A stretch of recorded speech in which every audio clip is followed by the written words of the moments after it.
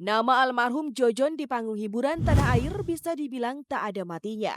Di tengah gempuran komedian junior, almarhum Jojon tetap konsisten melakoni profesinya lengkap dengan atributnya, kumis setengah ala Charlie Chaplin, celana 7/8 yang dikombinasikan dengan bretel serta dasi aneka rupa. Dan siapa sangka jatuh bangunnya almarhum Jojon sebagai komedian tak lepas dari besutan Iin Sing yang pernah menjahit sendiri kostum panggung mendiang mantan suaminya itu.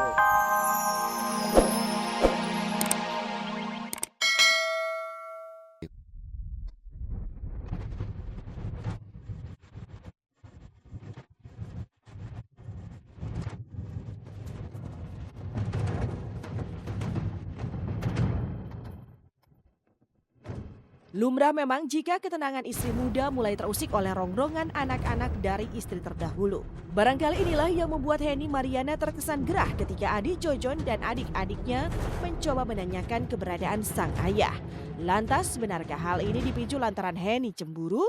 Atau mungkin Henny tidak ingin jerih payah almarhum Jojon berpindah ke tangan anak-anak dari istri pertamanya? Entahlah, yang pasti Henny pun belum berani menampakkan batang hidungnya dengan berdalih tengah berada di kota kembang Bandung bersama anak-anaknya. Bahwa ibu sekarang ini tidak mau diganggu oleh pihak media manapun, ya. Nah, yang keberadaannya kemarin ibu pamitan 2 hari yang lalu, ya, ke Bandung. Iya, sama anak-anaknya. Almarhum Jojon menghembuskan nafas terakhirnya 19 hari yang lalu setelah koma 3 hari akibat serangan jantung. Namun tanda jika dirinya akan pergi menuju tempat keabadiannya sudah dirasakan oleh Iin Sing, mantan istri almarhum yang hampir 20 tahun tidak pernah bertemu. Pasalnya 3 hari sebelum hari kematiannya, ia menemui Iin melalui mimpi. Dalam mimpinya itu, almarhum berpesan agar ia tetap menunggunya di rumah. Dan tanda lainnya yang dianggap Iin tidak biasa adalah 1 hari sebelum kepergian almarhum, nasi yang ia tanak mendadak basi. Pada waktu malam tanggal 3 itu saya mimpinya itu saya kayaknya di rumah saya masih yang di Kedoya, rumah lama. Jalan-jalan sama anak cucu buyut saya dan papahnya lagi show. Memang kan waktu zaman-zaman saya masih dekat sama papahnya, setiap kalau show pasti dibawa anak-anak. Jadi kita di belakang panggung gitu. Jadi seingat saya tuh kayaknya masih kayaknya masih berhubungan aja sama dia. Pak, mau kemana? Ini mah kata papa mau show lagi. Mama sini aja tunggu sama anak-anak semua. Ntar papa pasti pulang kok. Nah terus saya gini,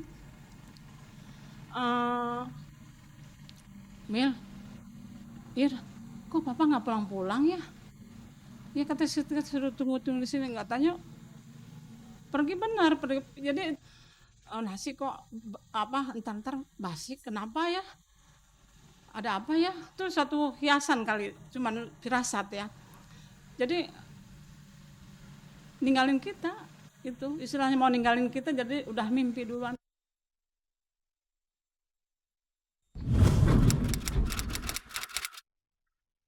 Nama almarhum Jojon di panggung hiburan tanah air bisa dibilang tak ada matinya.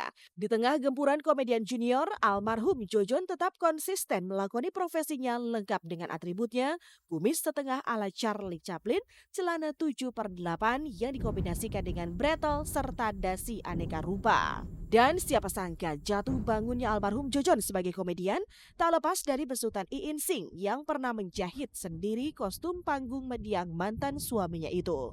Dianggap memiliki andil dari kesuksesan almarhum Jojon, mengapa Iin Sing menganggap Henny Mariana sebagai orang yang sangat beruntung karena tak perlu bersusah payah menjalani masa-masa sulit bersama Jojon. Nangnya Ibu Henny tinggal enak makannya doang, tinggal ada di meja.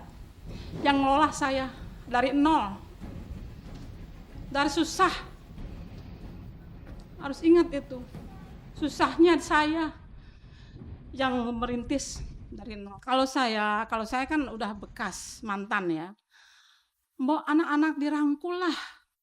Itu kan anaknya Jojon semuanya, bukannya anaknya Jojon satu.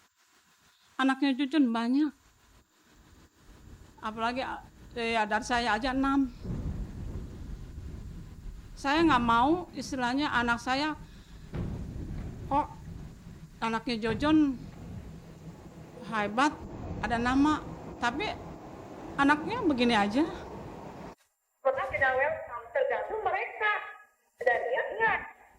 Nah, kalau kecuali kalau udah dibicarakan sama saya bilang tidak bisa, itu yang tidak baik. Ini kan kalau ada yang mau ketemu papa, ayo ketemu. Saya tidak bohong, saya bukan orang. Sejak memilih menjalani hari-harinya bersama istri ketiganya, Henny secara langsung menjabat sebagai manajer pribadi almarhum Jojon. Dan hal ini nyatanya makin membuat jurang antara almarhum Jojon dengan keenam anaknya dari istri pertamanya. Bahkan sebagai manajer bukan tidak mungkin Henny mengetahui secara jelas keuangan almarhum Jojon sepenuhnya. Lantas akankah Henny membagi rata semua pundi-pundi hasil kerja keras sang suami kepada anak-anaknya, termasuk keenam anak Jojon dengan Iing Sik? Ya ini aja 40 hari harta apa? Tidak mau komentar. Artinya belum Keluarga. Bisa dibilang almarhum Jojon adalah sosok yang fenomenal yang menciptakan karakter seorang pria polos tapi memiliki sifat kekanak-kanakan. Gayanya yang polos ini barangkali yang menutup sisi lain cerita tentang dirinya. Henny Mariana pun bisa jadi memang tidak begitu memiliki kedekatan dengan anak-anak almarhum yang lain. Pasalnya saat ditanya soal total jumlah anak serta cucu mendiang Jojon pasca acara pemakaman almarhum Jojon di Bogor, Henny menolak berkomentar dan terkesan menutup-nutupi. Lantas benarkah sebelum ajal menjemput, almarhum Jojon telah beramanat dan berpesan pada Henny? Saya tidak perlu jawab ya. Kapasitas bicara Anda bukan di situ. Dia cuma pesan, mama, baik-baik, terusin generasi saya. Kebetulan kami juga punya anak di bidang seni. Aku relakan kepergiannya walaupun sangat mendadak. Begitu. Bunda juga, Om cuma hilang kalau pesannya cuma pesan nasihat aja. Kebetulan kan Bunda senang kulinernya, lanjutkan pekerjaan-pekerjaan Bunda di kuliner kalau seandainya nggak ada apa-apa. Begitu aja. Apapun bentuknya, warisan memang selalu diperdebatkan. Sebut saja konflik komedian Ade Namnung. Pasca kepergiannya, keluarga besar almarhum Ade Namnung sempat terlibat konflik soal pembagian harta warisan dengan ayah angkatnya Ramon Papana. Lantas benarkah harta warisan almarhum Jojon baru bisa dibagikan usai mengetahui orang kepercayaan almarhum Jojon? Lantas siapakah orang yang dipercaya almarhum untuk mengatur serta membagikan harta warisannya itu? Kita kalau meninggal mendadak begini kan akhirnya merepotkan keluarga. Bukan ya Pak Jojo juga gak minta, pasti dia minta mati mendadak kan. Artinya memang dia juga kalau bisa dia bertemu malaikat Israel pasti dia akan bangkit, akan bilang ntar lu ya, oh gue ngurus ini warisan dulu, anak gue dapat, kan gak mungkin begitu. Tapi kalau emang ini artinya kalau saya baru dengar seperti kamu bilang gonjang ganjing, ini harusnya diredam dulu. Karena kan belum 40 hari, belum 100 hari, belum 1000 hari gitu. Jadi kita juga nggak boleh ini. Nah jadi selama ini yang dipercaya Pak Jojon siapa? Nah itu orang itu. Anak tuh kan rata, ya perempuan berapa persen, laki-laki berapa persen.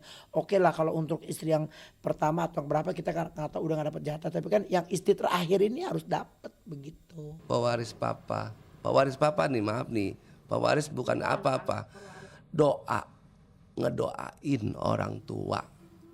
Itu yang harus menjalankan untuk menjalurkan hukum, itulah doa anaknya. Nafas yang menjaga di dalam hidupku, kau aja. Entah sampai kapan konflik keluarga almarhum Jojon akan terus bergulir. Meski ada cara tepat untuk memperjelas soal warisan, yakni melalui jalur hukum, mengapa anak-anak almarhum Jojon menolak untuk melibatkan elemen hukum agar semua jelas mengenai status juga haknya, agar tak menjadi duri dalam sekam. Jalur hukum saya tidak maaf gitu ya, sebesar-besarnya saya selama ini tidak ada punya niat untuk mengurusin jalur hukum. Ngurusin 40 hari aja belum. Iya dong. 40 hari belum. Ya kan? Apalagi sampai ke